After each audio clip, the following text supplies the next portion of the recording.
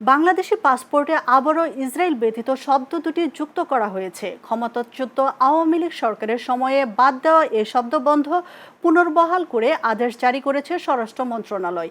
একই সঙ্গে নতুন পাসপোর্টের জলছাপে যুক্ত হচ্ছে জুলাই গণ অভ্যুত্থানের ৩ শহীদ আবু সাইদ, মীর মাহফুজুর রহমান মুগ্ধ ও ওয়াসিমের ছবি। রংপুর জেলা প্রতিনিধি মোহাম্মদ রবিউল ইসলামকে সাথে নিয়ে বিস্তারিত এবিএম রব্বানী বাপ্পির প্রতিবেদনে। ক্যামেরায় ছিলেন মোহাম্মদ মানিক। একটি ছোট্ট বই পাসপোর্ট বহন করে রাষ্ট্রের পরিচয়, কূটনীতির বার্তা আর জাতীয় ইতিহাস। নতুন সরকারি আদেশে এবার পাসপোর্টে আবারও ফিরছে বহু আলোচিত ইসরায়েল ব্যতীত শব্দবন্ধ। 2020 সালে বাংলাদেশি পাসপোর্ট থেকে বাদ দেওয়া হয়েছিল এই শব্দ দুটি। বাংলাদেশের দীর্ঘদিনের পররাষ্ট্র নীতি এবং ফিলিস্তিন ইস্যুতে অবস্থানের সঙ্গে সামঞ্জস্য রেখেই এই সিদ্ধান্ত নিয়েছে বর্তমান সরকার, যা নিয়ে সাধুবাদ জানিয়েছেন জুলাই শহীদ আবু সাইদের বাবা, ভাইসহ সাধারণ মানুষও।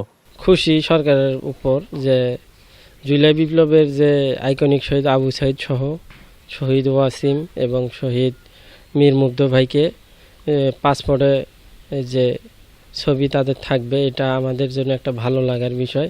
সরকার যেন আমার ছেলের নামটা জীবিত থাকে, ওটাই আমি চাই। শুধু শব্দবন্ধই নয়, বদলাচ্ছে এই পাসপোর্টের ভিজুয়াল পরিচয়ও। নতুন জলছাপে জায়গা পাচ্ছে জুলাই গণঅভ্যুত্থানের ৩ শহীদ, রংপুরে 2 হাত প্রসারিত করে দাঁড়িয়ে থাকা আবু সাইদ, উত্তরায় পানি হাতে থাকা মুগ্ধ এবং জাতীয় পতাকার জার্সি পরা ওয়াসিমের ছবি। এছাড়াও যুক্ত হচ্ছে জাতীয় প্রতীক, ঐতিহাসিক স্থাপনা ও বিভিন্ন ধর্মীয় স্থাপনার নতুন বিন্যাস। ছবি যেগুলো দেওয়ার ব্যাপারে বলছেন, এটা ওইভাবে প্রয়োজন না। আমি মনে করি তাদেরকে এমনি মানুষ স্মরণ করবে। পাসপোর্টের মধ্যে তাদের ছবি দেওয়ার মাধ্যমে আন্তর্জাতিকভাবে আমাদের জুলাই অভ্যুত্থানটা আরও বেশি স্বীকৃত হবে। ভালোই হবে, কারণ একটা স্বৈরাচার সরকারের পতন হয়েছে কার মাধ্যমে, এটা বিশ্ব জানুক।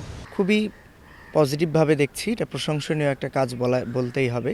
কেননা এই পাসপোর্টের এই জলছাপ থেকে জুলাই গণঅভ্যুত্থানে যে এই আত্মত্যাগ, মহান একটা গণঅভ্যুত্থান হয়েছে, এটাতে জীবন দিয়েছে, বুকের তাজা রক্ত ঢেলে দিয়েছে, এটা আমাদের দেশ এবং দেশের বাইরের গণ্ডিতেও এটা পরিচিতি পাবে। দীর্ঘ কর্তৃত্ববাদী শাসন ব্যবস্থার পতনের পর সরকারের এই উদ্যোগের মাধ্যমে পররাষ্ট্রনীতির বার্তা এবং বিশ্ববাসীর মাঝেও জুলাই গণঅভ্যুত্থানকে তুলে ধরার সুন্দর প্রয়াস হিসেবেই দেখছেন ঢাকা বিশ্ববিদ্যালয়ের এই অধ্যাপক।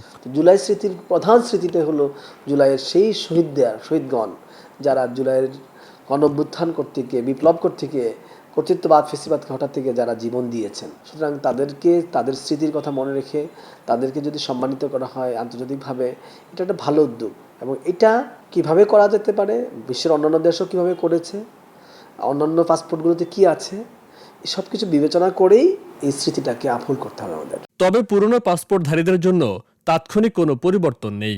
মেয়াদ শেষে নবায়নের সময় নতুন সংস্করণের পাসপোর্ট দেয়া হবে, অর্থাৎ ধাপে ধাপেই কার্যকর হবে এই পরিবর্তন।